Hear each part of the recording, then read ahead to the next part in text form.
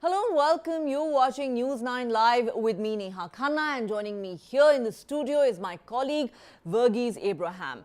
On the show, we are going to talk about the urban nightmare that Bengaluru has become in recent years.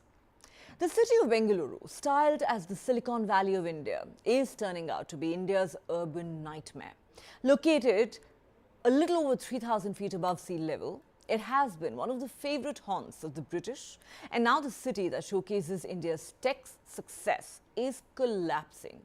Corruption, unplanned development, encroachments, loss of green cover, and apathy on part of the BBMP have only made this city an urban disaster.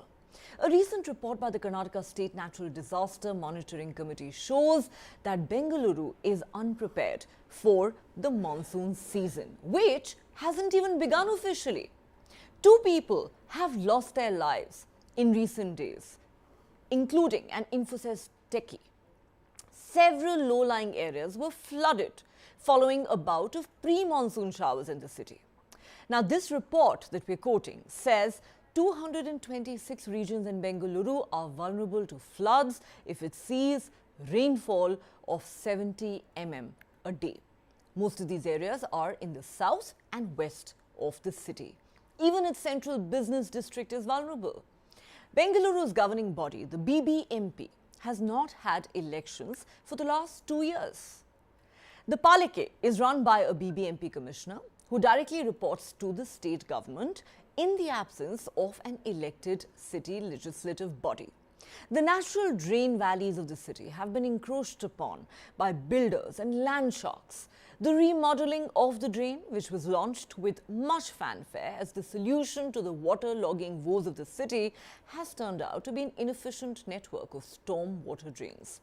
Destruction of lakes and occupation of lake beds by the real estate mafia has only added to the woes of Bangaloreans.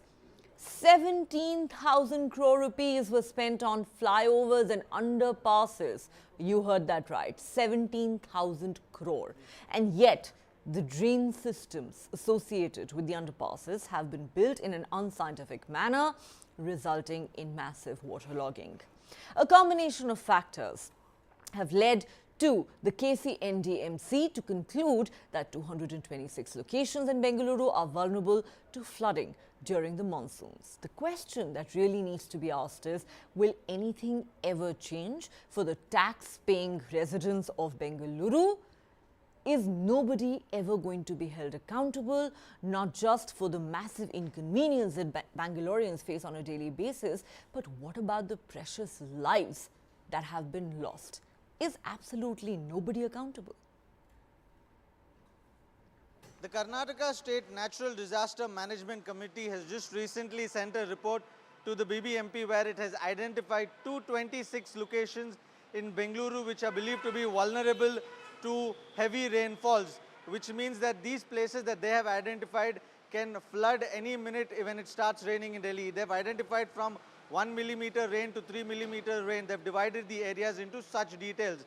Right now, we are standing in a double road in Shanti Nagar, which is also one of the locations which has been deemed as vulnerable to rains. In these 226 locations, east is believed to be the worst affected, where 61 spots have been designated as vulnerable spots, where west Bangalore has 40, south Bangalore has 40, Madhevpura has 24 spots, RR Nagar has 23 spots, Bomanalli has 24 and Yelanka has 11 spots. Now, these are the list of places that the Disaster Management Committee has given to the BBMP. Now, the BBMP claims that 70% of these areas have been cleaned up, work has been done in these places, and these places will not be vulnerable to floods in the coming days. But in the last few days, that the pre-monsoon showers that we have seen has already exposed the BBMP, where we've seen the death of close to 2 people, one Bhanurekha, a techie, and Lokesh, a resident of Sempanka Agrahara. Now, these locations that have been identified are being monitored, and work is also been going on, is what the BBMP has told us. Now, it remains to be seen how they will tackle this, because where we are is double road. And at the end of this road, if I can tell my camera person to show, is the Lal Bagh area. And Lal Bagh has a small hill, and this becomes an inclined road. And this place is vulnerable to flooding because it's an inclined plane. So there are chances of water clogging in these places, and that is why this has been identified as one of the spots by the BBMP. Now, the citizens are worried that how will the BBMP tackle this, because the recent pre-monsoon showers has already exposed them. So it now remains to be seen how the monsoons will be in Bengaluru, keeping in mind that the pre-monsoon showers have already given us a stark reality of what is coming in store for the Bengalurians. This is Wajiullah with Madan for News 9. This is a veritable nightmare for the people of Bengaluru, who happen to be among the highest taxpayers in the country. Yet, nothing seems to ever change. Governments come and go, yet for Bangaloreans, it is the same old sad and tragic story. Because remember, this is not just about inconvenience, lives are being lost. All right, let's throw this open to our guests. Of course, as I mentioned at the start of the show, in the studio with me is my colleague Verghese Abraham. In fact, he comes from the state of Karnataka and understands the state better than most of us. We also have on the show my colleague Wajiullah, who joins us from Bengaluru. Raj Bhagat, WRI India Geo Analytics, is with us, and completing the panel is Satya Sankaran, founder, Council for Active Mobility. Gentlemen, welcome to the show. Verghese, I want to start with you. You know, I don't even know where to begin, because there seems to be so much wrong with, urban planning in Bengaluru and the way infrastructure has been developed over the years and decades. At the start of the show, we talked about how this is a cauldron of corruption, unplanned development, encroachments, loss of green cover, and huge apathy on part of the BBMP, which, by the way, hasn't even had an election in 2 years. And the result is a veritable urban disaster for the residents of Bangalore. As somebody who understands the city really well, please explain to our viewers and put into perspective for them just why Bangalore, India's so-called Silicon Valley, is such a mess today. Well, it is very simple. It is very simple because the root of all this is corruption. When Bengaluru began to grow, especially from 2000, when we were talking about the IT success story, there was infrastructure that was built haphazardly.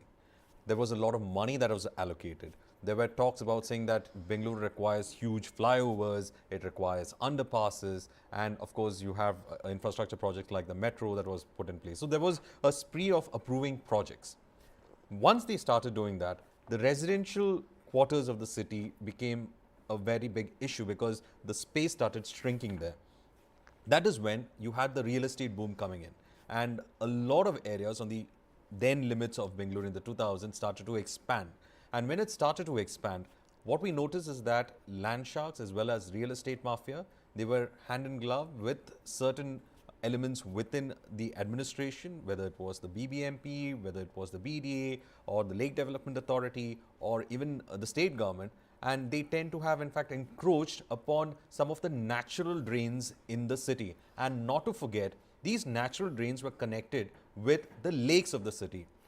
Most of these lakes are interconnected in such a manner that if the lake in one part of the city is about to overflow, the water moves through a channel of drains and moves to another lake where the water is less. So the water keeps in fact moving from one area of the city to the other. Now these channel drains were blocked by unprecedented development because nobody was monitoring as to whether the consequent tanks between the lakes were being dried out by land mafia and land sharks. They were being appropriated by them. There were documents that were created over its ownership, and people just started building huge buildings because rent became one of the most lucrative revenues and incomes for a lot of people. So there was unscrupulous characters who were involved in the development of the city, and then suddenly they saw, after probably 20-25 years of this kind of mismanagement, what we see is a city which has lost on its environment, its green cover has been destroyed, its areas, its lakes technically have just disappeared. Probably from the time from 1947 onwards, we would have seen at least 200 lakes I'm This talking about was small the towns. city of lakes. It's a city of lakes, and its entire infrastructure was supposed to have developed around its lakes because that was the drain system. But they have not carried out with that kind of an understanding of planning, and this haphazard development also resulted in a survey. And when you look at these surveys, interestingly enough, it's mostly the big tech companies that have tend to have gone ahead and encroached upon these drains. If you go into the kata system that we call, who owns the land and why it is, you find that there are certain areas which are technically encroachments, and they've given an A kata, which is to say that everything is okay when it comes to its legal process. And then you see the government going and demolishing it because there are people, lake activists and environmentalists who've gone against those who have issued those A katas. So why is it that so much of corruption is there when it comes to this? And now you have suddenly realized that 226 locations in the city, and these are within the business districts of the city as well, that are vulnerable to flooding. And it's all because bad development and encroachment of the existing natural drains. I think you've hit the nail on the head, and thank you so much for that very comprehensive analysis, Verghese, of all that has gone horribly wrong in the city of Bengaluru, India's Silicon Valley, ladies and gentlemen. And look at those pictures that are playing out on your TV screen. Would you call that India's Silicon Valley? It is an urban nightmare, as we keep calling it. Let me go across to Vajiola in Bengaluru before I go across to the experts on the panel. Vajiola, you know, one shudders to think what's going to happen once the monsoon actually starts, because, you know, the pictures that are playing out currently for our viewers are from the last few days when the city experienced pre-monsoon showers, and you've already had 2 people losing their lives. We don't know what the situation will be like once the monsoon officially hits the city of Bengaluru. Verghese has hit the nail on the head when it says this is really a dangerous concoction of corruption, massive and encroachments, and huge civic apathy on part of the BBMP and successive governments of Karnataka. Is that something that you would agree with? I don't think that is something that anyone, in fact, can disagree with. Vajiola. Well, Verghese actually elaborated the entire process very perfectly for us. He said a point where he said that the city was actually supposed to be designed around lakes, and today we have ended up encroaching those lakes.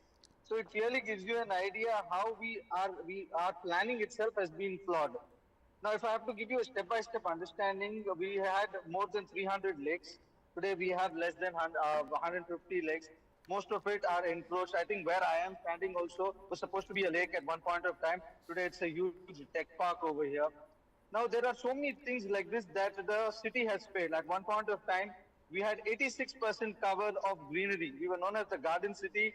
Then we turned out to be the IT city. We turned out to be the Silicon Valley of the East. And we ended up being the garbage city of the country.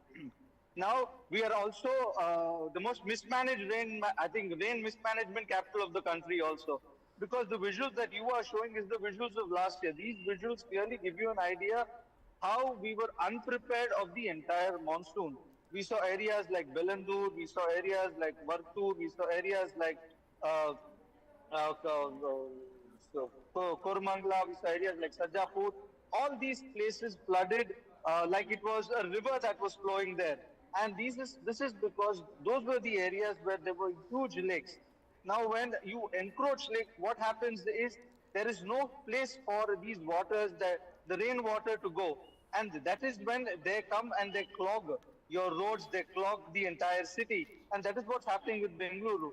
Now that we've seen the pre-monsoon showers, we've seen 2 deaths, we've seen the mismanagement, and now this particular report that has come out from the Karnataka State Natural Disaster Management Committee saying that 226 locations have been identified.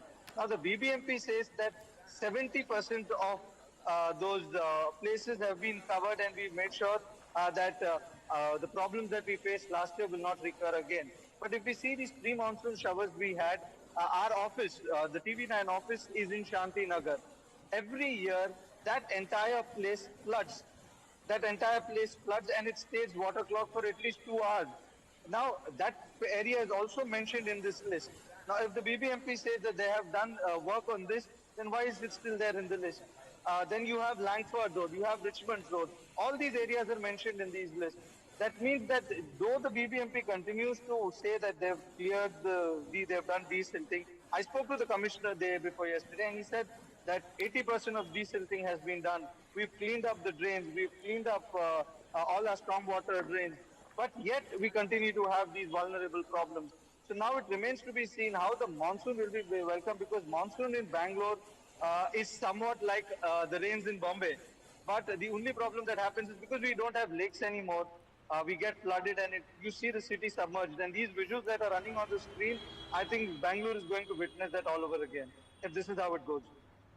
It sounds terrifying and yet prophetic, because like we keep saying, governments come and go, yet nothing seems to change for the people of Bengaluru.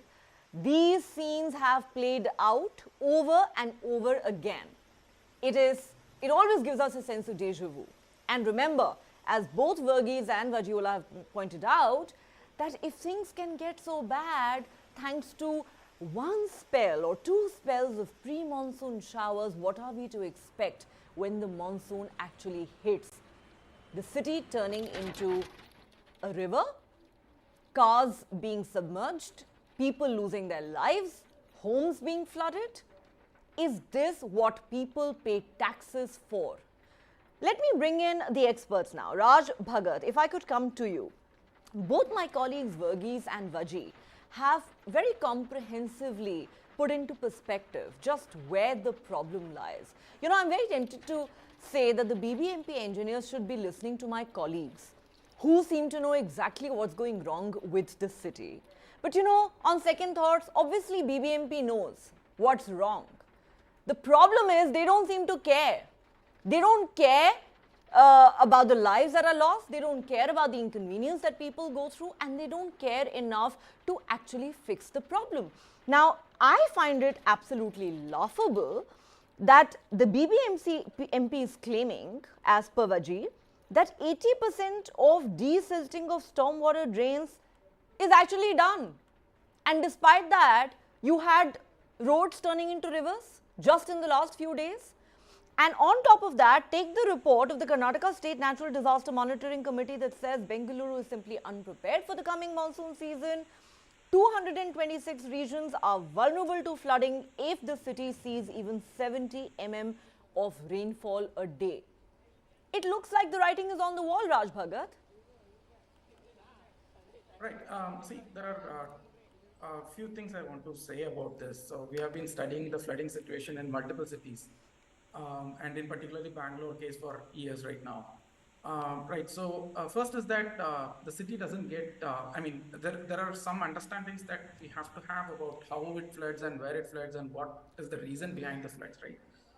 See, the thing is that we constantly assume that every part of Bangalore is flooding like how it happens in Mumbai or Chennai, right? Like that is not how it works. See, there are specific points, and I usually put it into two categories. One is along the valleys, and second is along the ridges. Now, the ridges are usually an engineering problem. That is, for example, you have a road or a street where you don't have enough drains, or the drains might be there, it's not well maintained, or the inlets are not there, or something like that, right? Like those kind of things will be there in the ridges. These are like isolated spots, very few of them, and it'll be like it will not be multiple streets. And then there will be like the valley system where, it'll be a little bit more widespread. But in the sense, it's not widespread across the city. These are like small pockets, but, but very well-known pockets. So when it floods, actually, only these kind of valley areas usually flood a lot. So whenever you take a video or something like that, it is usually from that kind of a location. These two locations, now this understanding is very much required. See, always the conversation has been around the lakes. Now that is not exactly right. And see, this is the kind of problem that we have. We have never understood the physics behind the flooding in Bangalore. And because of that reason, we haven't planned enough. And I mean, since we haven't understood it, there is no planning, done for that, right? Like, so the typical one is like, put a buffer around lakes, or protect the lakes, etc., etc. That is not how it works. See, the valleys in Bangalore are more like a river or a stream that is, seasonal. And across these, someone is pointing actually like the lakes are interconnected. No, it is not. Lakes are not interconnected. It is that the lakes were built across these valleys, right? Like, so these lakes are actually dams across these valleys. Lakes are, water retaining structures. They are not for flood inundation. They were meant for irrigation purpose.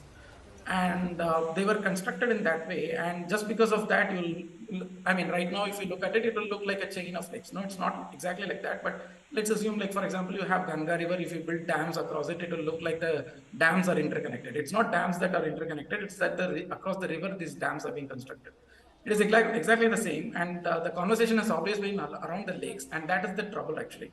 Whether it has been encroached or not is a different story. That is another part of it. But these valleys, which comprise that water flow structures, right? Like, so that is the place where it flows, and they used to be agricultural lands, and they have been converted into built-up. Now that is where the problem is, right? Like, so the built-up has been across, along the valleys, and now that is a planning-related problem. Now, so along the valleys you have a planning problem, and in the bridges you have the problem is more of an engineering one, right? Like, so these are the two sections. Now, not everything is on BBMP's plate, and this planning had to be addressed by BDA, which had to be done. I mean, of course, if we look at 74th Amendment and who should be planning for the city, etc., that is a different one. But BDA is the one that was supposed to protect all this, and where it has to, which are the areas that have to be, constructed, which could have been allowed to be constructed, etc. Now, since the understanding was not there, the protection was not there, and it went for complete construction spree. Now what we have is that along the ridges, yes, BBMP can do a lot of these things like cleaning up the drains. You can have better stormwater drains. You can have a stormwater master plan, and you can solve those issues in many of these places. But in the valleys, it's actually very difficult to retrofit, right? Like, so it's right now they have constructed, roads have been constructed. These are all acting as like barriers to water flow. Okay, Raj How do we Bhagat. do that is a bigger story. Okay, one second. I will come back to you. I will come back to you. I take your point, but frankly, nobody here is making the argument that it's only about construction over the lakes, because that's how you began your argument. If you'd listened to us at the start of the show, we elaborated on how multiple things have gone wrong in the city of Bengaluru. We've talked about unplanned development, we've talked about encroachments, we've talked about civic apathy. You may be right that there are certain areas that fall under the jurisdiction of the BBMP, and there are certain things that fall under the jurisdiction of the BDA. It still amounts to a massive failure on part of civic agencies that have simply not done their job. It still amounts to a massive political failure on part of government after government. Political parties come and go, and yet nothing seems to change for the people. And when you say, it's not as if flooding is happening all across Bengaluru uniformly, the way it happens in Chennai or Mumbai, you're saying it happens in pockets. Even if that's true, I think it's still bad enough to create a nightmare for the residents of those specific areas. Now let me come to Satya Sankaran. Satya Sankaran, I will say this again, that some of the figures that we have before us are absolutely staggering. The BBMP claims 80% of desilting work of stormwater drains has already been done. They make that claim every year, and yet we see Bangalore's roads turning into rivers and people losing their lives. 17,000 crore rupees, we are told, was spent on flyovers and underpasses. But the drain system associated with the underpasses have been built in an unscientific manner, thanks to which there is waterlogging every year before and during the monsoon. And then we are told that 1,000 crore rupees were allocated for the repair of roads that are damaged due to rain and digging work. I have a very simple question. Where does all this money go? We're talking about thousands and thousands of crores. When you look at the state of the roads and infrastructure and stormwater drains in particular in the city of Bengaluru, you will have to ask, where is this money going? Is it literally going down the drain? Yeah, I think that's where it is. You, Neha, with your reporters have clearly identified the problems, right? It's a problem of elephantine proportions, having multiple angles to it, including corruption, bad engineering, lack of planning. it boils down to the simple question you asked: do the authorities really care? What is the value of life in this city? What is the value of your reputation? What is the value of the quality of life that you want to keep in this city? Does anyone care? And if they care, how are they addressing this problem of elephantine proportions? Because there are multiple angles to it. Where are you making the start? Saying I am prepared for the monsoon 2 weeks ahead of time is like I have water pumps and I'm going to pump the water from these underpasses, right? That is not a solution. That is a band-aid. These band-aids, they will keep catching up to it. You can keep applying band-aid year after year and keep sinking money. It is only going down the drain. Desilting is not the issues, right? There are certain key engineering aspects that need to be tackled. Like Raj was saying, there are ridges that have been converted by bad engineering into valleys. There are simple roads which do not adhere to the engineering things that you want, that you laid out, right? They have been given a go by, and the reasons you have elucidated very well. Even in the valleys, right? What is this master plan for tackling the storm water? This is very important. Nobody has control over the drains. Go to every main road in front of your house where there are shops. Those are completely encroached. They are being blocked. There are things being stuffed down the drain. So these are kilometers. We have 14,000 kilometers of roads in BBMP area alone. Who is managing this? It's like classic question: how do you eat an elephant? You have to chew them up in pieces. But if you're sitting there and saying, I don't have a master plan for solving this, I don't have a grid. See, the waterways are like your road network. It needs to be a complete network. And when you see it on a two-dimensional plane, you're only looking at stormwater drains. Okay, it's a good place to start, but it is leading like a network into each and every street. What control do you have? You pointed out that the BBMP council is not working, the area level engineers are not working. BBMP doesn't have planners, let me tell you very clearly. They are an executing organization, they have engineers, they can take planning help, and I don't know who they go to for planning help. Where is the stormwater master plan? Do you know where this network is? How is this network? We need to know that. I haven't seen a master plan so far. How are you chewing this elephant? You're making it look like a cat and you're saying, I will pump out water. You can keep pumping out water for every year. You can keep cleaning the stormwater drain. All of the garbage is still coming back. How are you going to go street by street, area by area? What are the resources you are deploying? How is this linking to a master plan? Remember this, over time, we have changed the gradient of the city by building flyovers and underpasses. It is not the same surface it was. At the third level, you have to look at how have you changed the topography of this entire place by using built out area. And every time you put a square feet of concrete, that much water runoff is going to add to your stormwater drains. Your drain network at the street level is still the small drains that you have been doing for the last 40, 50 years. They have not changed, whereas construction has shot up so much. So this solution for this is, if you want to solve this elephant, you need to know where you are starting.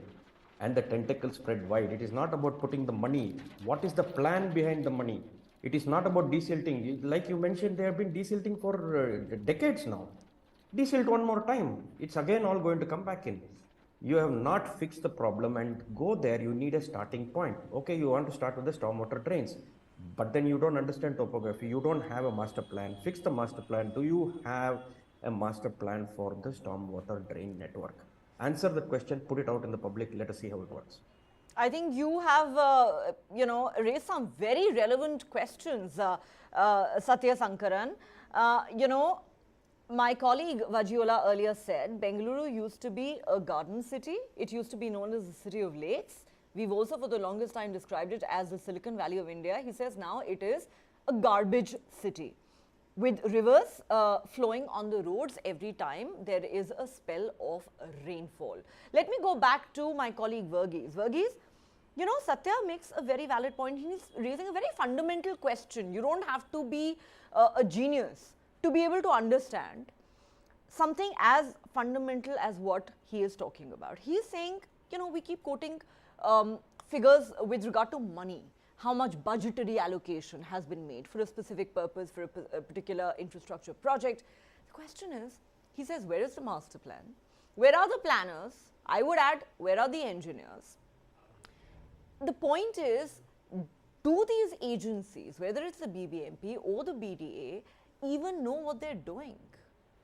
Well, that's the big question that he said, as we don't have planners in the BBMP, and of course the engineers over there can take some help from the planners, as he said. But then who's advising them has been a very big question, because whatever infrastructure project has come to the city doesn't take into consideration, as rightly mentioned, the topography, the gradient. It is all haphazard. For example, some of these underpasses have come in areas without even understanding what is the gradient of that land, and whether you can have a proper drainage system that looks at the gradient, whether it'll, if water can move away from that underpass. These things are not even looked at. When it floods is when the questions are being asked as to who was behind this entire planning process, or who was behind the construction work. So a lot of money is being spent, ironically. And he said about desilting, and I have covered desilting many times. And what has happened is that whenever desilting happens, they break open the drains, they remove the silt that is accumulated, and they dump it at the side of the drains. And then you will hardly find it being taken away. Like during summers, they tend to just build these mounds of silt next to the drains, and they leave it at that. Which means it will flow right back exactly, when it rains. that is what has happened. In many of the drains in the city, this is the same thing that has happened. So you have spent money on desilting, and the silt has gone back into the drain.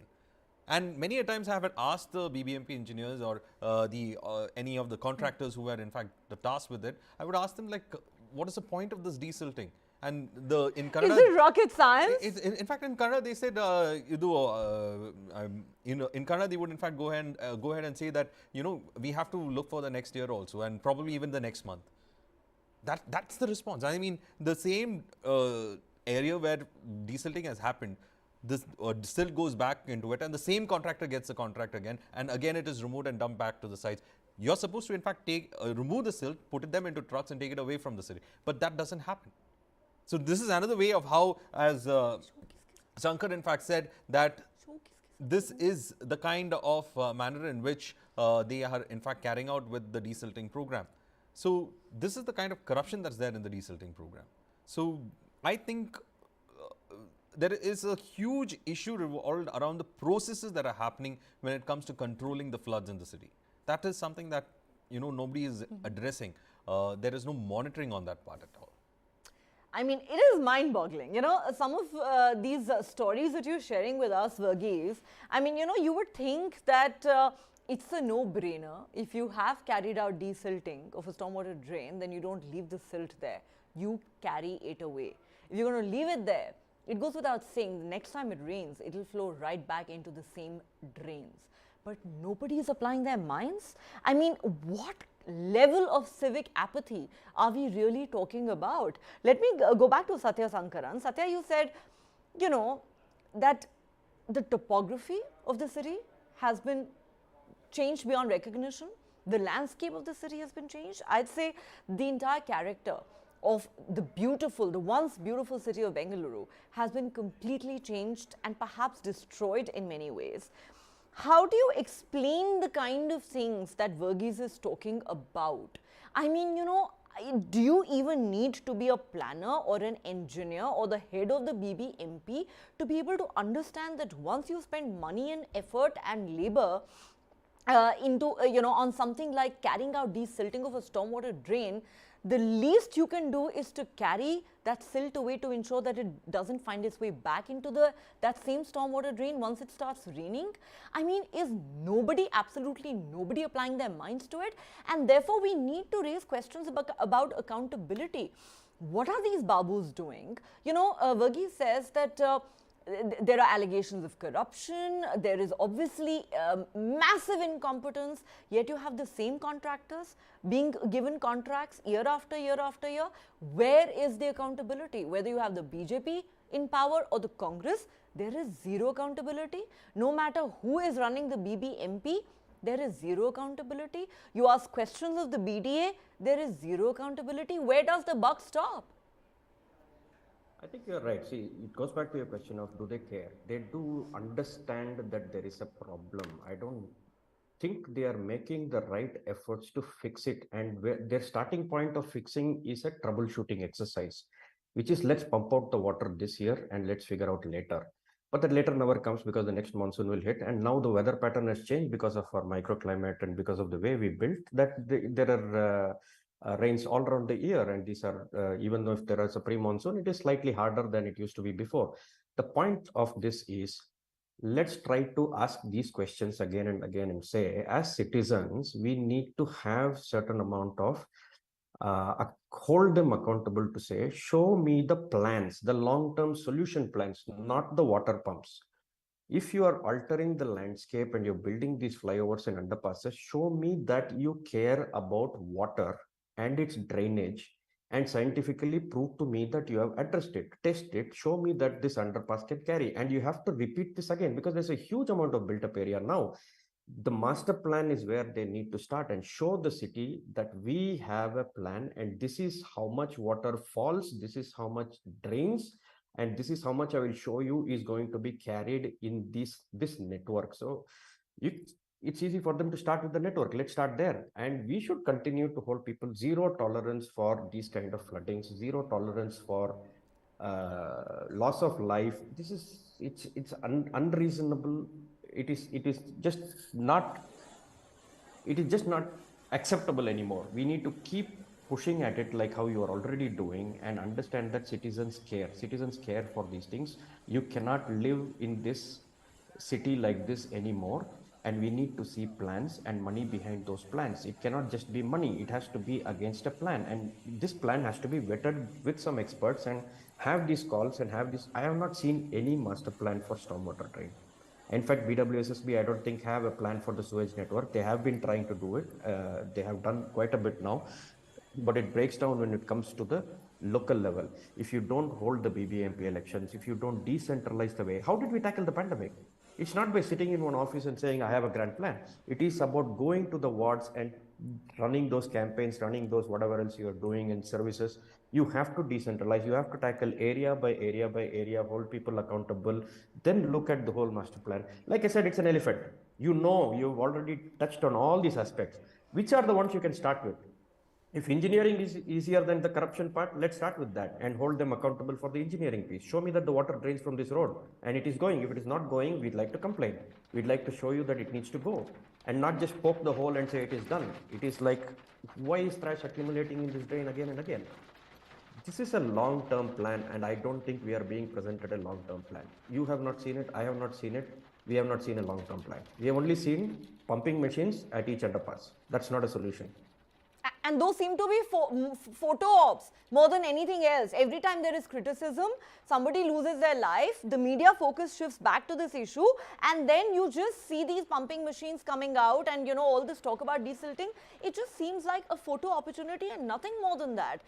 You know, and when you say that there is no plan, I have to agree with you 100% because it's all driven by ad hocism. You know, let me go back to Verghese at this point. Verghese, you know, Satya says we have to have zero tolerance to loss of life in incidents such as this. But I'm sorry to say, it is the exact opposite. Life seems to be the cheapest thing in urban India. You know, today we are talking about lives that are lost in flooding year after year, before and during the monsoon. You and I, as journalists, have done countless shows on the number of lives that have been lost in the city of Bengaluru to potholes. It is the same story that comes back to haunt us over and over again. So one day it is potholes, another day it is flooding. Nothing seems to change. My point is, how, you know, as people who are amongst the highest taxpayers in the country, how do the residents of Bengaluru hold these guys accountable? You've been a resident of Bengaluru. Tell me, yes, we can talk about the fact that there have been no BBMP elections for the last 2 years. You had a BJP government till a week or so ago. Now you have a Congress government. At the end of the day, the BBMP is reporting to the government in Bengaluru. Nothing seems to change. How do you hold these guys accountable? How do you tell them that, look, loss of life is not acceptable? I mean, Satya's talking about zero tolerance, but I see the exact opposite. Well, as you rightly pointed out, when it comes to Bengaluru, we saw the recent 2 deaths. They are not the first. There have been several. Unfortunately, they'll not be the last. Unfortunately, yes. I didn't want to say that. That is the reality. I know, even I don't want to say it. Right. But let's put out the facts out there. Unfortunately, they will not be the last. And when it comes to a city of Bengaluru, probably even Shankar would agree with me. It's like we have a BBMP. But then we have multiple other nodal agencies as well that are supposed to be, integrated. For example, you have the BDA, which is the Bangalore Development Authority, who's in charge of the layouts and, building infrastructure. Then you have the Lake Development Authority, and then... Can I just butt in for a second there? Doesn't this multiplicity of authority, something that we've seen in major cities like even Delhi, especially because it's a union territory and has a unique status compared to other states, this multiplicity of agency often seems to add to the problem rather than solving the problem, because buck passing then becomes the easiest thing to do? Yes, that's been happening in Bangalore for a long time. And Bengaluru as a city has been facing that issue, as because everyone would, if you go to on an issue regarding a drain next to a lake, they would say that this comes under the LDA, or the Lake Development Authority. If you go to another place, they say it's the BDA, you have to look at that. So there are multiple, you don't know whom to actually hold accountable. And then finally you have a BBMP commissioner who seems to be the face of the entire thing, and we try to in fact ask questions to the poor man, and he also say that, boss, this is the jurisdiction that I have. These things don't fall under my jurisdiction. So then who is supposed to in fact be in charge of it? So money is being spent in crores for Bengaluru, but the benefit of it is never to be seen on the ground. And it's come to a point where the citizens in Bengaluru has had a kind of an apathy towards the entire structure of governance within the city. I'm talking about just limiting to the city. And plus, here you'd be interested to know that the term of the mayor of Bengaluru is only 1 year. So if you have an elected person, the mayor and the vice mayor would be around just 1 year term. And so you don't have a face for the city also.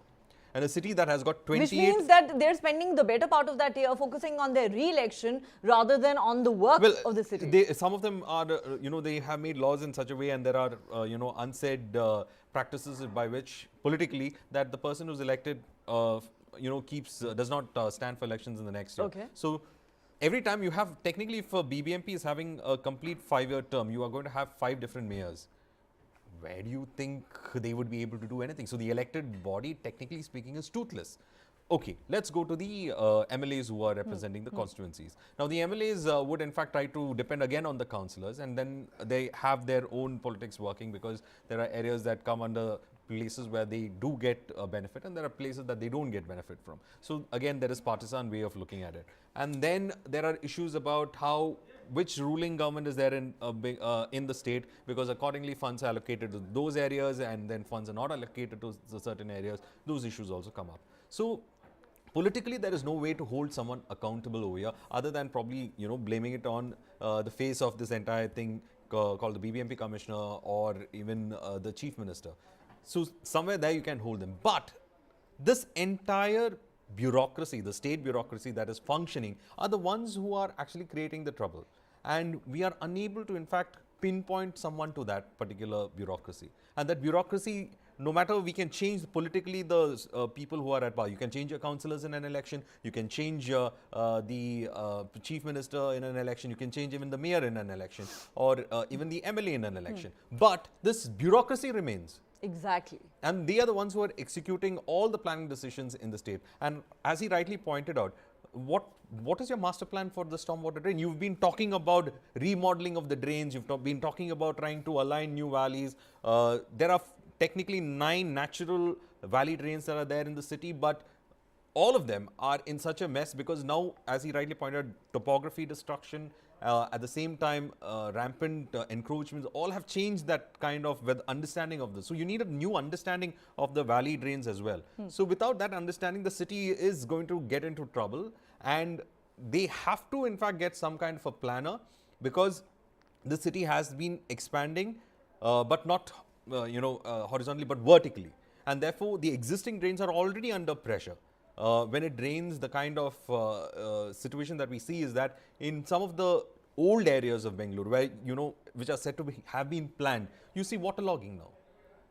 These are areas that have been, planned in such a way that from the times of the British, it's been there, you find waterlogging now. What's leading to it? And then one day we say it is garbage, one day we say it is silt, one day we say it's bad engineering, one day we have a lot of issues to identify. But it's a combination of these issues And that it's is all leading to it. interconnected. It is all You interconnected. cannot look at them in silos. You cannot de-link one from another. Yes. So Which is why the need for a master plan. exactly, but as rightly pointed out, I have not seen what is that master plan has been. They have not presented it. There are talks of this master plan, but still it's not been a reality. Why it's not been a reality? Well, that's the biggest question that needs to be asked. Satya, I think you need to come up for a master plan for the city of Bengaluru, because I don't know if the Babus are going to do it. I don't know if the Netas and the government of the day are going to do it. So probably right-thinking citizens like you need to now come up with a master plan for the city of Bengaluru. But on a more serious note, Verghese makes some very interesting points about the lack of accountability. Now, till a week ago, you had a BJP government in Karnataka. Now you have a Congress government, and yet the state of affairs remains the same as far as the quality of life for the residents of Bengaluru is concerned. As far as the state of infrastructure is concerned, it's still a very sorry situation. Then, when you talk about, he shared with us a very interesting fact that I was not aware of, that the mayor of Bengaluru has a mere one-year term, and they are probably not able to stand for re-election at the end of that term. So either they simply do not have enough time to get the work done in that 1 year's time, and two, they probably don't even feel the need to be accountable. They do not have the incentive to do the work which they're expected to do, because, well, the term is anyway going to end at the end of that 1 year. And then, when you talk about the BBMP commissioner and the other people, again, Verghese has a point that, political parties may come and go, governments may come and go, but the Babus are the constant. They're always around. They always stay. And experience tells us that Babus are probably the toughest to hold accountable in this country. There are people who can hold them accountable, which is the political bosses that they report to. So let's go back to Verghese's point. It's very interesting, right? We have a very fractured way the system works, and that could be an advantage in the sense, how do we bring it together? We have done that in many different ways. For mobility, we have crafted the recent BMLTA Act, which is supposed to bring a unified authority. Now, to make that work is still a bigger challenge, but let us start asking for visible intents, right? Let's ask for, let's say, a master plan. Now, who will prepare the master plan? Like you said, there might not be incentives for certain particular people in this system. Why isn't there a committee for looking at stormwater drains, and who are those people? What are their targets for every year? It has to be a neutral body which is not changing because they need to be voted on this. And believe me, I don't think people are trying to vote in this. It's too much of an issue now to look at votes and things like that. People want to do things, but in this fractured system, they're finding it hard to find that starting point and put the system in place that will continue again and again and again. And that's the good part about democracy, is you put systems in place, put the right set of people in place, give them the right set of money, and ask for outcomes from them. What is the next step? See, for example, the K100 project is trying to do something nice, and small outcomes are coming. We need to build on that and say, how does that experiment become a beautiful master plan in the long run? There are enough number of experts. Are they there in these committees? I don't, like he said, he hasn't seen the plan. He hasn't seen a task force. He hasn't seen a committee. Who is in the task force? It can't be 2 political people and 3 bureaucrats. Where are the experts in that? And he pointed out one time, who is advising them? We don't know. Let's have that system put in place where there is a task force. It presents it set a 5-year vision. These are not things that you can solve this year or next year. We need to start looking at the 5-year horizon. Show me those plans. How are we going to transform this and get that evaluated? You need the underground network of drains to be created. It needs to be bigger and wider now, because there is more built up area. There's going to be more water, and climate change is hitting us. We've done nothing for that as well. So the complexity is increasing. If you don't have a system that can hold this beyond all these dips and valleys of, highs and valleys of election and their agendas, it needs to be neutral. It needs to be long-term. It needs to be put today, and it needs to start presenting what is the outcome and build on small success like K100 valleys, lake rejuvenations. Those are small pieces. Bring them together, present the master plan with a neutral committee or a task force which can, then you hold them accountable. We can talk to them from the next time onwards, instead of having me and Raj and others on this panel, is to get the task force and start asking them, where is your plan for next year? What is going on now? That's the kind of approach we should take. We have to chew the outcomes because that is visible. We can't deal with the invisible stuff and trying to get people going. Ask for visible outcomes, ask for a dedicated team, ask for their plans and ask for the funding for that and see how that goes. And it has to be done from the political people now. The current government, it should have been done earlier. It can be done now also. Whoever does it is going to show that they care about Bengaluru, they care about the lives that are being lost. Okay, Verghese, let me come back to you. Of course, Satya says that, you know, it's not like Babus cannot be held accountable. If the government of the day wishes to do it, they can do it. But again, lack of political will seems to be a problem no matter who is in power. And again, you know, coming back to this whole issue of how every decision, every policy and every action seems to be driven by sheer ad hocism. There is no long-term vision. We are talking about how there is no master plan in place. You know, today you're talking about desilting, tomorrow you're talking about garbage, a third day you're talking about potholes, fourth day you're talking about flyovers and underpasses. Is anybody looking at it holistically? The question is, how do we get the babus and the netas? Because we vote for the netas at the end of the day, right? So they're accountable to us. Just like the bureaucrats and the babus should be accountable to the netas.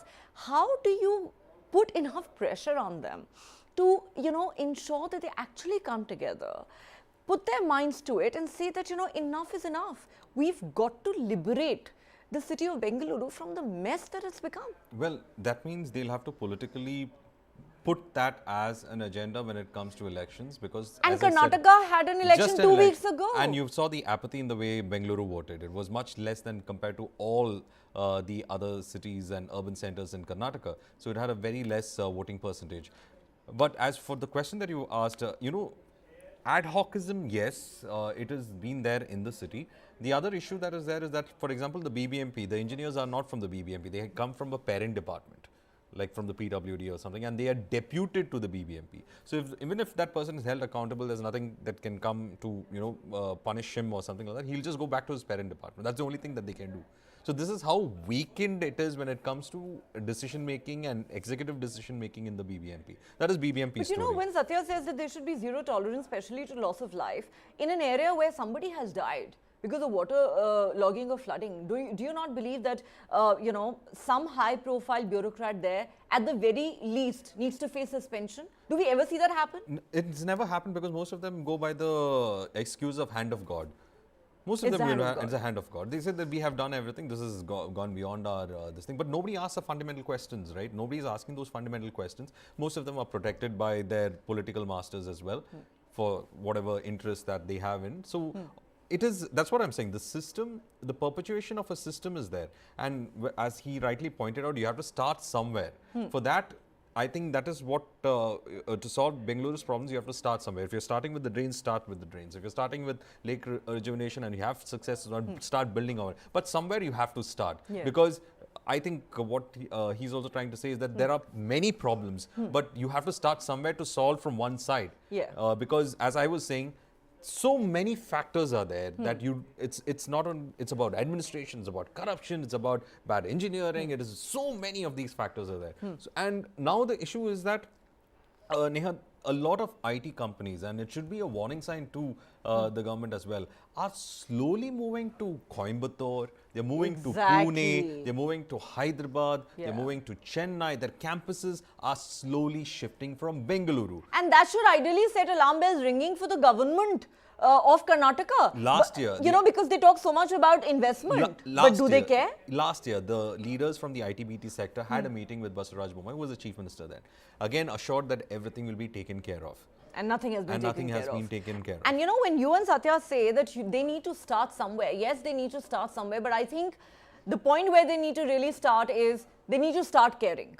The day they start caring about the people of Bengaluru, about the city, its infrastructure, its landscape, its topography, and about lives, precious lives that are unfortunately being lost in these unfortunate and tragic incidents. And no, this is not hand of God.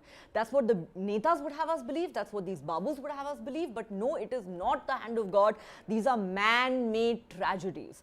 And we need to put a stop to it. And we can assure you that here at News9, We will continue to ask the tough questions of the government and of the authorities and all these agencies who are responsible for the mess that Bengaluru is in today. We'll continue to raise the tough questions, and we certainly hope that there will be some answers forthcoming.